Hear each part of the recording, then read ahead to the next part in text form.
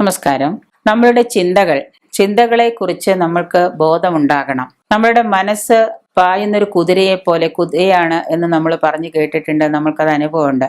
എപ്പോഴും ചിന്തകളെ നമ്മൾ സ്വാധീനത്തിൽ നമ്മുടെ പിടിയിൽ ഒതുക്കുമ്പോഴാണ് നമുക്ക് എന്തുണ്ടാകുന്നത്, അതിനെ ധനമാക്കി മാറ്റാൻ സാധിക്കുന്നത്. സ്വന്തം ശക്തിയെക്കുറിച്ചുള്ളൊരു ബോധമാണ്. ആ ശക്തിയുടെ ബോധമണ്ഡലത്തിൽ നിന്നാണ് നമുക്ക് എന്തുണ്ടാകുന്നത്, നിലനിർത്തലാണ് യഥാർത്ഥ ശക്തി. അപ്പോൾ ചിന്തകളെ നമുക്ക് പണമാക്കി മാറ്റാനും സാധിക്കും, ചിന്തകളെ നമുക്ക് ദാരിദ്ര്യമാക്കി മാറ്റാനും സാധിക്കും. സമ്പന്നതയിലേക്കും ദാരിദ്ര്യത്തിലേക്കും നമ്മളെ നയിക്കുന്നത് നമ്മുടെ ചിന്തകളാണെന്ന് നമ്മൾ പലപ്പോഴും അറിഞ്ഞിട്ടുണ്ട്. നമ്മളെ ശ്രദ്ധിക്കാതിരുന്നാല്, നമ്മൾ സ്വയം നമ്മുടെ മനസ്സിനെ ശ്രദ്ധിക്കാതിരുന്നാല് മനസ്സ് നിയന്ത്രണം വിട്ട് പായുന്നൊരു തീവണ്ടി പോലെയാണ്. നമ്മൾക്ക് നമ്മുടെ മനസ്സിനെ പിടിക്കാൻ പറ്റുന്നില്ല എങ്കിൽ ഒരു തീവണ്ടി പോലെ അതിങ്ങനെ പാഞ്ഞുകൊണ്ടിരിക്കും.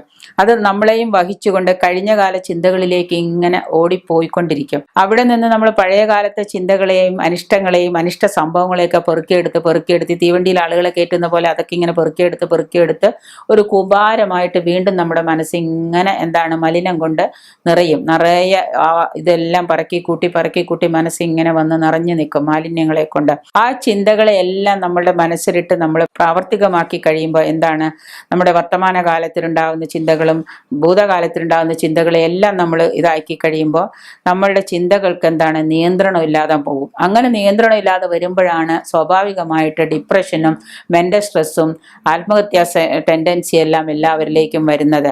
അപ്പോൾ എല്ലാത്തിനും പ്രാമുഖ്യമുള്ളത് എന്തുകൊണ്ടാണ്? നമ്മുടെ ചിന്താശക്തികളാണ്. അപ്പോൾ നമ്മുടെ ചിന്തകളെ കുറിച്ച് എപ്പോഴും നമുക്കൊരു ബോധമുണ്ടാകണം. നമ്മൾ തന്നെ നമ്മുടെ ചിന്തകളെ കടിഞ്ഞാണ്ടാൻ ശ്രമിച്ചാൽ മാത്രമേ നമുക്ക് സമ്പന്നനോ ദരിദ്രനോ ആവാൻ സാധിക്കുകയുള്ളൂ. അത് ഭക്തിയുടെ മാർഗത്തിലായാലും ഏത് തരത്തിലായാലും നമുക്ക് സമ്പന്നത വേണമെന്ന് തോന്നുന്നെങ്കിൽ നമ്മുടെ ചിന്തകളെ നമ്മൾ വിശകലനം ചെയ്യാൻ ശ്രമിക്കണം. എപ്പോഴും നമ്മുടെ ചിന്തകളെ നമ്മൾ ഇങ്ങനെ വിശകലനം ചെയ്തുകൊണ്ടിരിക്കണം.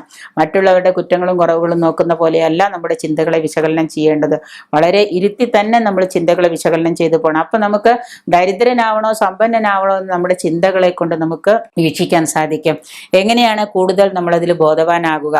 അതിനുള്ളൊരു വഴി എന്നാൽ ഞാൻ എന്താണ് ചിന്തിക്കുന്നത്, അതിനെക്കുറിച്ച് നിങ്ങൾ ആദ്യം തന്നെ രാത്രി കിടക്കാൻ പോകുന്നതിന് മുമ്പ് ഞാൻ എന്താണോ ചിന്തിക്കുന്നത്, ഞാൻ എന്താണ്, എൻ്റെ മനസ്സിൽ ഇപ്പോൾ എന്താണ്, അതിനെക്കുറിച്ച് ഒരു ചിന്ത നിങ്ങളുടെ മനസ്സിൽ രൂപപ്പെടുത്തിയെടുക്കുക. ഇപ്പോൾ എന്നിലുള്ള വികാര അനുഭവം എന്താണ് എന്ന് സ്വയം ചോദിക്കുക.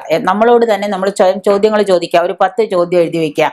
ഞാൻ എന്താണ്, ഞാനിപ്പോൾ അനുഭവിക്കുന്നത് എന്താണ്, ഞാനിപ്പോൾ കടന്നു പോകുന്നത് ഏത് വഴിയിലൂടെ, അല്ലെ ഞാൻ എന്ന് പറയുന്നൊരു 10 ചോദ്യങ്ങൾ എന്നത് ചോദിക്കുക. എന്നിട്ട് ആ ചോദ്യത്തിന് ഉത്തരങ്ങൾ ആ നിമിഷത്തിൽ തന്നെ നിങ്ങൾക്ക് കിട്ടുന്നുണ്ടെങ്കിൽ നിങ്ങളുടെ ചിന്തകളെ നിങ്ങൾക്ക് നിയന്ത്രിക്കാൻ സാധിക്കുന്നുണ്ട് എന്നാണ് മനസ്സിലാക്കേണ്ടത്. അപ്പോൾ ആ ചിന്തകളുടെ എല്ലാത്തിൻ്റെ ഉത്തരം അറിയില്ല എന്നാണെങ്കിൽ നിങ്ങൾ എന്നും ദരിദ്രനാണ് എന്ന് തന്നെയാണ് അർത്ഥം.